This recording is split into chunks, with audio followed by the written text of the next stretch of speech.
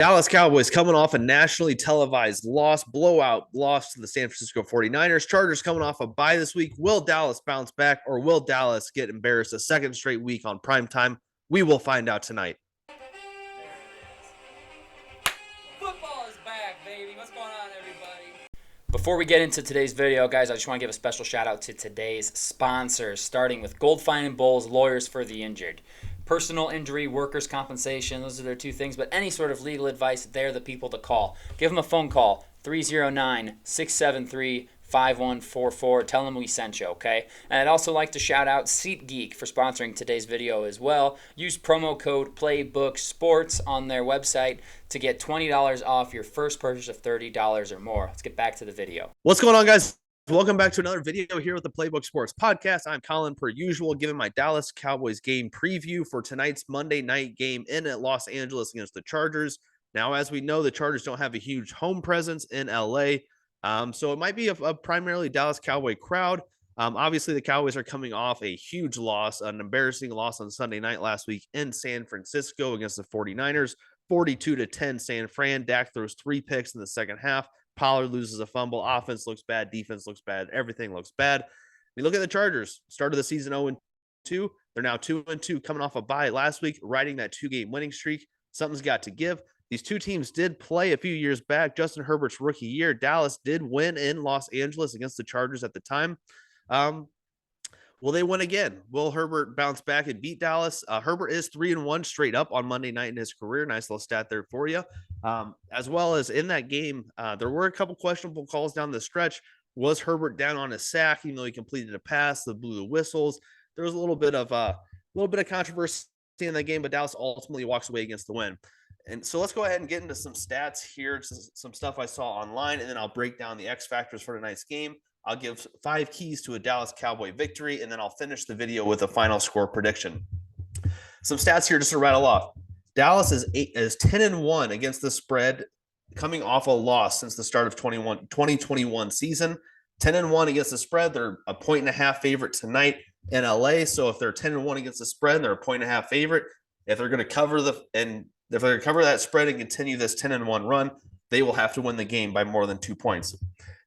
Dallas's defense this year is 5th in total yards allowed and 2nd against the pass. And that is huge because the Chargers have been primarily a pass-heavy team without Austin Ekeler for the last several weeks, but they are getting him back tonight. But I see them continuing to be very good in the pass game as well. Dallas Cowboys are averaging 27 points per game scoring. The Chargers are giving up 26 a game. So one hand plays into the other. Chargers don't have a great defense. Dallas doesn't have a great offense. At least that's what the numbers say. But they're still scoring 27 points per game with the help of their defense and their special teams. Sorry, battling the elements, guys. This could be a tough video to get through. Dallas Cowboys do lead the NFL in pressure rate defensively, getting pressure on the quarterback on 51% of the dropbacks this year. That's a great mark. And as I mentioned, the Chargers love to throw the ball. Kellen Moore loves to throw the ball as an offensive coordinator. Dallas has to get home, has to get pressure in this game. Dak Prescott is completing 69% of his throws. Nice. And the Chargers have the worst pass defense as far as yards allowed per game. So, Dak, can we get one of your good games this year? Because to this point, it's been a little underwhelming. Dak hasn't been, asked to do a whole lot offensively as far as, we don't need 350 yards. We don't need 3 tuds. Just give us 250, give us 2 tuds. And if you throw a pick, make it 1. Don't make it 3 in a game. Chargers only have 2 turnovers on offense this year, so they've done a great job taking care of the ball themselves. And they're coming off the bye week, as I mentioned. So any sort of nagging injuries, any sort of questions with personnel and coaching, they're going to be ready to go. Coming off a bye is when you're normally at your best, usually depending the team and depending the coach. As I already mentioned, Herbert's 3-1 straight up on Monday Night Football. They're getting Austin Ekeler back. This is the Kellen Moore revenge game. It's being called. Dallas. Kellen Moore was obviously a quarterback for the Dallas Cowboys, turned right into a quarterback coach, right into an offensive coordinator. And after a couple of years with disappointing playoff losses, somebody has to be the scapegoat, and Kellen Moore got the boot. And now Kellen Moore is in Los Angeles, the offensive coordinator for Justin Herbert and the Chargers. Nice little revenge spot here. Maybe he can show, what Dallas has been missing offensively with his play calling and his brilliance. Let's see. Next stat here. Teams in the last 19 games after playing the San Francisco 49ers are 1-18 straight up. Not a great number for my Dallas Cowboys. The Niners are a physical team. They beat you up. And that showed with Dallas having 13 players on the injury report coming into this game. Not great. You look at it, Van Der Esch done for several weeks with a neck injury. That's a really big loss in the middle of that defense. Trayvon Diggs, we've known for weeks he's going to be done for the year. Huge loss regardless. Coming in this game for the Chargers' sake, Joey Bosa is questionable and unlikely to play, which would be huge for Dallas. And then Donald Parham as well at tight end is questionable for this game. He's been a big red zone threat for Justin Herbert down the middle of the field. As I mentioned, Dak Prescott, we'll start with him. 69% completion, 1,061 passing yards, 5 tuds, 4 picks. 3 of those picks came against the Niners. An 87.5 passer rating out of 158.3. Not great, Dak. We're going to need you to pick it up just a little bit, please. In comparison, Justin Herbert, 71% completion, fantastic. A little over 1,100 yards and 1 less game played, so he has 45 more passing yards and 1 less game than Dak has. 7 touchdowns on the year, 1 interception on the year, 106.3 passer rating out of that 106.3, sorry. 106.3 passer rating out of the 158.3 available. Justin Herbert's been very, very good this season. He has not been the reason for the Chargers being 2-2.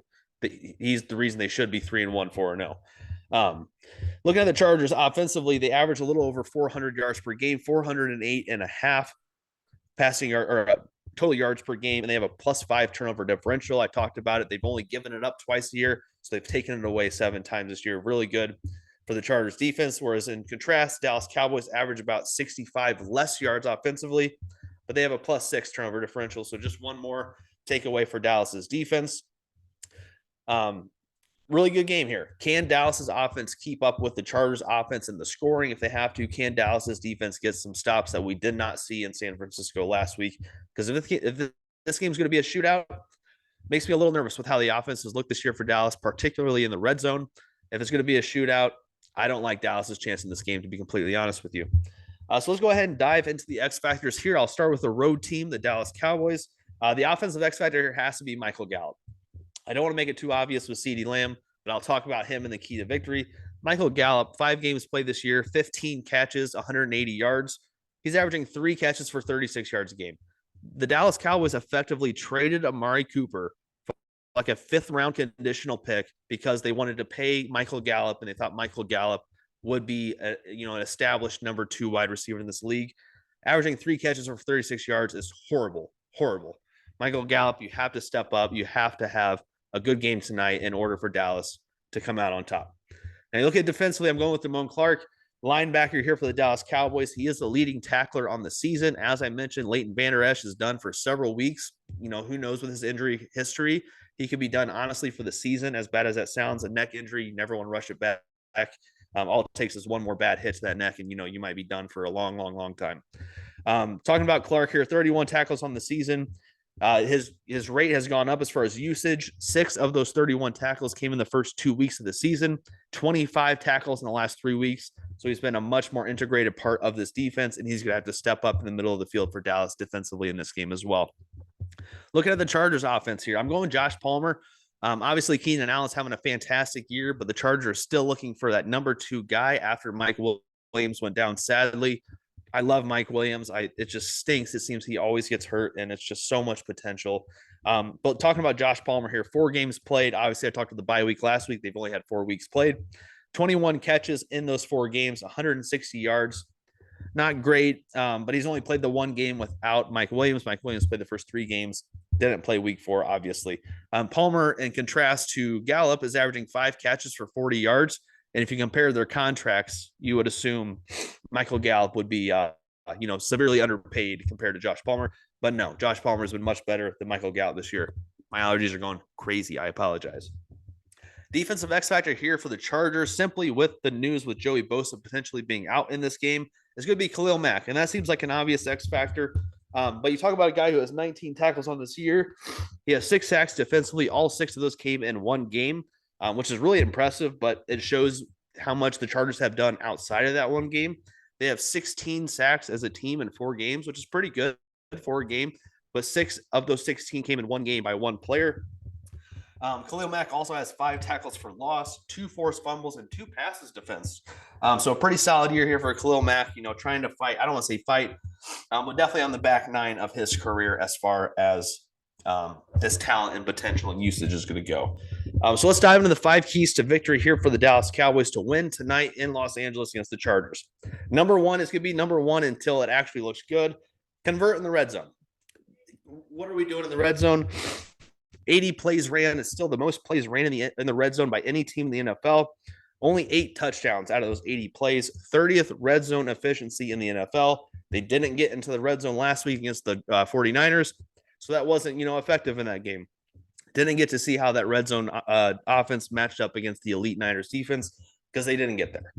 Second key to victory here: get the damn ball to CeeDee Lamb. What are we doing? He's your best receiving playmaker by far. I'd argue who's your best playmaker on the field offensively. Tony Pollard's fantastic, but I think CeeDee Lamb is just a little bit better. Get the ball to CeeDee Lamb. Week 2 against the Jets, who have probably the best defensive backfield the Dallas Cowboys have faced this year. If you want to argue Niners, maybe. I'd argue the Niners defense as a whole. I'd give the Jets DBs a little edge over the Niners DBs. In that game, week 2 against the Jets, CeeDee Lamb, 11 catches, 13 targets, 143 yards. Let's look at his last 3 games. Excuse me. My allergies are going crazy. I apologize. Last 3 games after that Jets game, 4 catches on 7 targets, 53 yards. 4 catches on 6 targets for 36 yards and a tud. 4 catches on 5 targets for 49 yards. He has not gone over 53 receiving yards in the last 3 games after 143 yards against the Jets. Hasn't had more than 4 catches in the last 3 games. Get CeeDee Lamb the damn ball. All right, third key to victory here: take care of the football, plain and simple. We saw it yesterday. You cannot overcome turnovers, especially when they're on your own side of the field. You must take care of the football. We saw in the Eagles-Jets game, you can be so talented on both sides of the ball. You can be the clear better team in every facet. But if you lose a turnover battle, you're probably losing the game. Very hard to overcome. Fourth one here: get pressure on Herbert with only 4. Easier said than done. You look at the week 3 game against Minnesota. That was the game Herbert was blitzed the most this year. 32 of 38 passing, 307 yards and 3 touchdowns against 5 or more blitzers.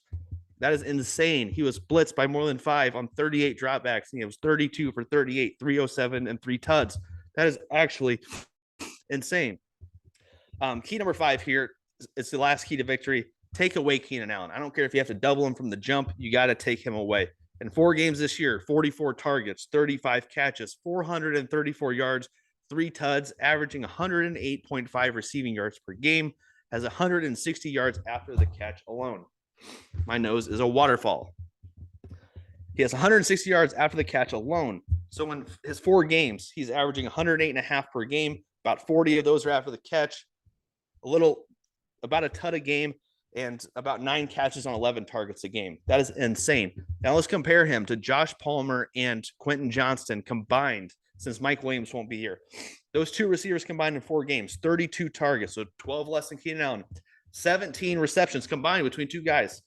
18 less receptions than Keenan Allen. 204 yards combined between Palmer and Johnson. That is 230 yards less than Keenan Allen. 1 touchdown combined between those 2 compared to 3 for Keenan Allen. Those 2 combined are averaging 51 yards receiving a game. That is 57 yards less than Keenan Allen. Keenan Allen alone is doubling those 2 combined in receiving yards per game. And those 2 combined have 59 yards after the catch. That's over 100 less than Keenan Allen. Obviously, Keenan Allen is the best receiving threat in this game. I don't care if you have to throw Stephon Gilmore and Malik Hooker over the top on him. Take away Keenan Allen. All right, so it brings you to the part of the video that's the most important. What is the score prediction for tonight? As I mentioned, Herbert's good on Monday night. Dallas is good off of a loss. I'm a little on edge because I'm not sure Dallas's offense can keep up with this Chargers offense. Chargers aren't great on third down. Dallas are about 10% better on third down. Dallas converts about 49% on third down to the Chargers 38.9%. But in this game, sadly, I think Kellen Moore gets the better of Dallas. I think the Chargers get the better of Dallas. I'm going final score 27-23. Chargers win and cover, and the over goes under as well. And it's a sad day as we are in piss with Dallas Cowboys being 3-3 after a 2-0, a 3-1 start, looking good. But Dallas simply hasn't been great on the road, and they haven't been great against the better teams. Let's call it what it is. So there you have it. There's my Dallas Cowboys preview for tonight's Monday Night Football game. Stay tuned for the next couple of days. I will give a review video out as soon as the game ends. sometime in the next couple of days, and we'll talk about what went right, what went wrong. Were we right? Were we wrong? What did Dallas do good? What did they do bad? Just a whole recap of the Monday night game. But thank you guys for watching and tuning in. Stay tuned for the upcoming videos as well. Thank you.